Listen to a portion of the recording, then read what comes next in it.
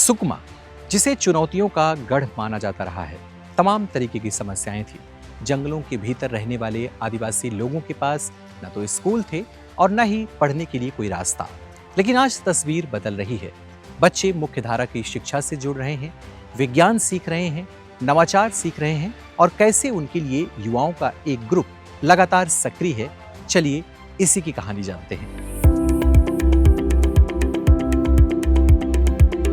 सुकमा के इन अंदरूनी इलाकों में अब वंचित बच्चों को पढ़ाई के लिए जागरूक किया जा रहा है।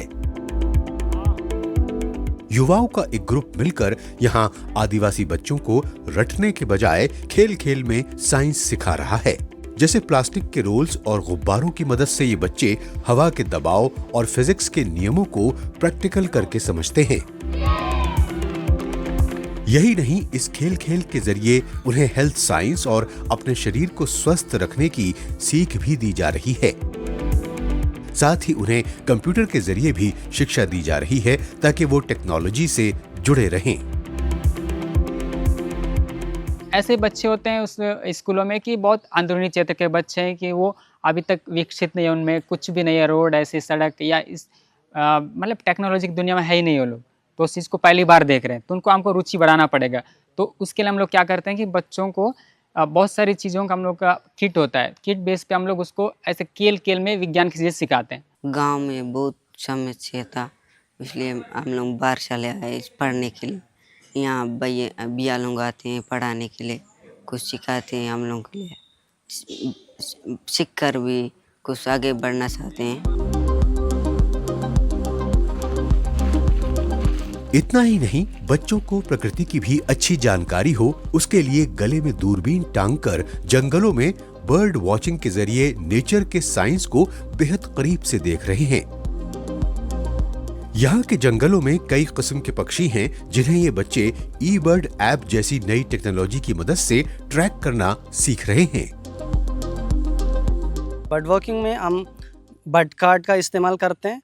हमारे छत्तीसगढ़ में 167 बर्ड पक्षी हैं और हम दूरबीन के माध्यम से उनको दूर के पक्षियों को भी देखने का मतलब उनके कलर, उनके सोच के कलर के माध्यम से पता चलता है कि कौन से पक्षियाँ अभी वास्तव में यहाँ पर है।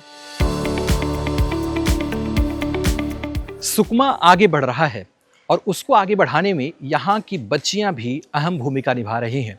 आज यहाँ की बच्चियाँ साइंस सीख रही हैं, पीरियड जैसे विषय पर खुलकर बात कर रही हैं।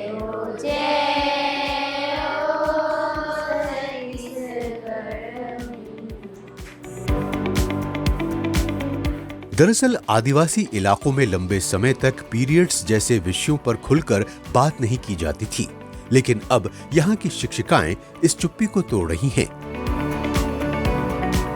हमारे जो एरिया के बस्तर एरिया के जो बच्चे हैं अंदरूनी क्षेत्र के हैं और उनको ये पता नहीं रहता है कि हमारा शरीर कैसे बदलता है या फिर हमें पीरियड के समय क्या करना चाहिए और हम कैसा उसका सफाई करें, क्यों करें।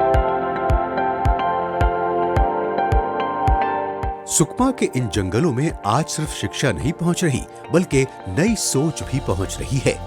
जहां एक तरफ युवा विज्ञान, तकनीक और नवाचार को गांव-गांव तक ले जा रहे हैं, वहीं दूसरी तरफ आदिवासी बच्चे आत्मविश्वास के साथ अपने भविष्य की नई नींव रख रहे हैं। यानी बदलाव की ये कहानी सिर्फ स्कूलों की नहीं, बल्कि उस नई पीढ़ी की है जो अवसर मिलने पर किसी से भी पीछे नहीं रहने वाली।